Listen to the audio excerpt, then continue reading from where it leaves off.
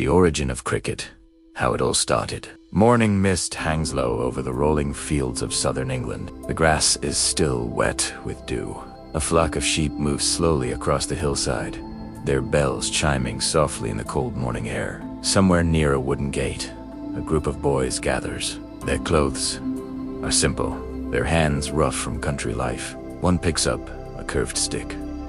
Another rolls a small ball of wool and leather across the ground. There are no stadium lights, no roaring crowds, no painted boundary ropes, only open land, quiet wind, and the beginning of something history does not yet recognize. This is where cricket begins. Not in grand arenas, not in polished whites, but in the fields of medieval England, a game born from childhood, countryside, and imagination. The earliest beginnings, the true origin of cricket, is wrapped in centuries of mist, but historians widely trace its roots to southeast England, particularly the Weald region of Kent and Sussex. As early as the 13th century, it is believed that children living in these rural areas first played a primitive form of the game. A stick served as a bat, a tree stump, fence gate, or sheep pen hurdle served as the target. The ball was likely made of wool, wood, or tightly wrapped cloth. At that time, it was not yet cricket in the form we know. It was simply a bat-and-ball pastime, a way for village boys to fill long afternoons. And yet, inside that simple play lived the first heartbeat of one of the world's greatest sports, the shepherd's game. One of the most poetic theories behind cricket's origin connects it to shepherd life. The word itself may have evolved from the Old English or Saxon term crick, meaning a shepherd's staff or curved stick. Imagine it.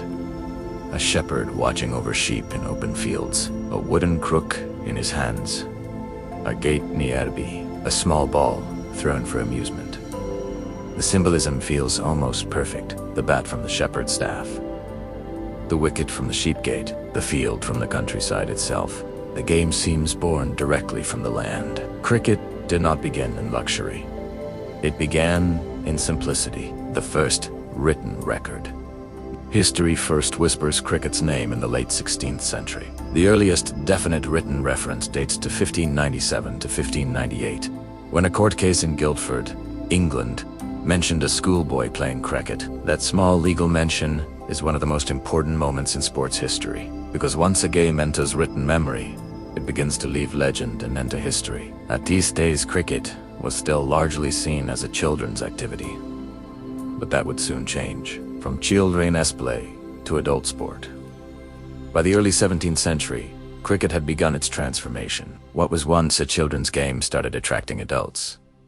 Villagers formed local teams. Friendly contests became competitive. The first reference to adults playing cricket appears in 1611.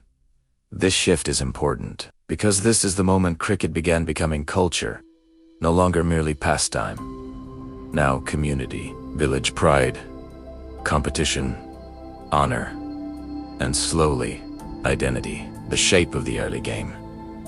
The earliest version of cricket looked very different from today. The bat was curved, resembling a hockey stick. Bowling was underarm, often rolled along the ground. The wicket originally had 2 stumps instead of 3.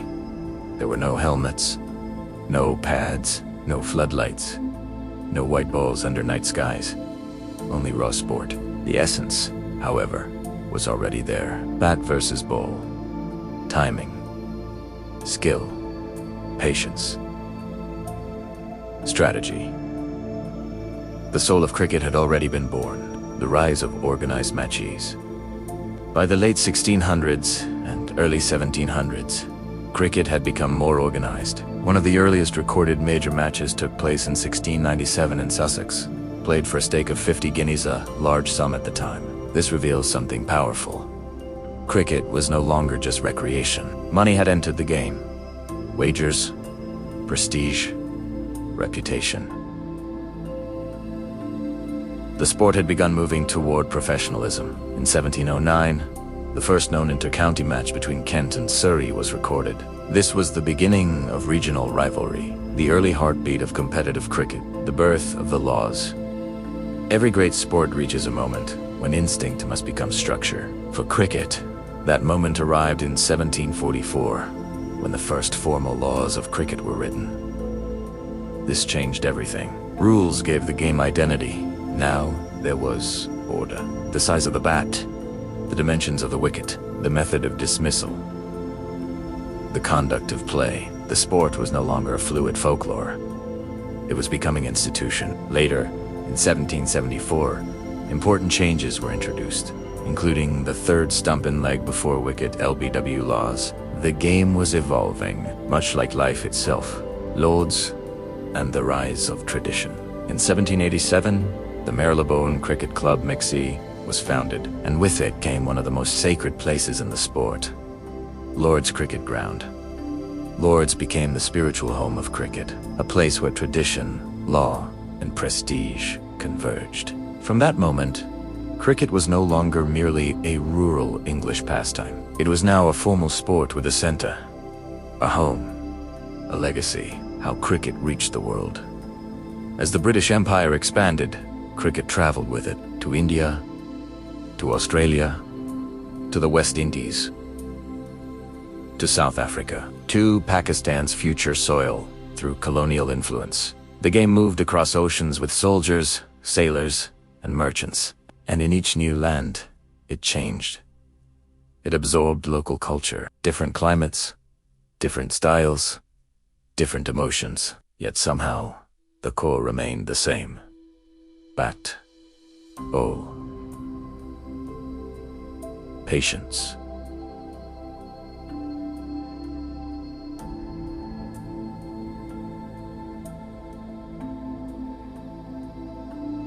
Patience.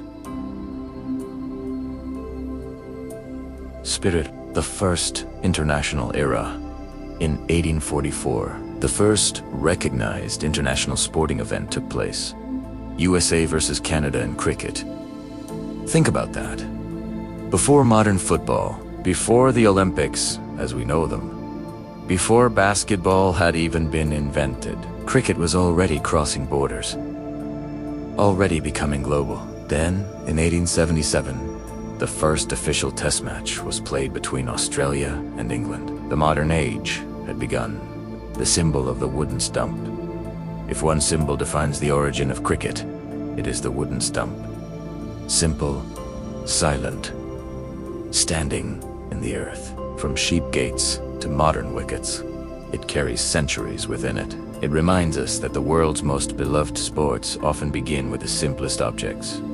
A stick, a ball, an open field, and imagination. Final reflection. The origin of cricket is not merely the history of a sport. It is the history of human play becoming tradition, of countryside games becoming national identity, of children's laughter in misty fields becoming roaring stadiums in Lahore, Melbourne, London, and Mumbai. Some games are invented in boardrooms. Cricket was born in the soil, in the hands of ordinary people, in the quiet fields of England, and perhaps that is why it has endured. Because beneath the lights, the trophies, and the global fame, cricket still carries the memory of where it began.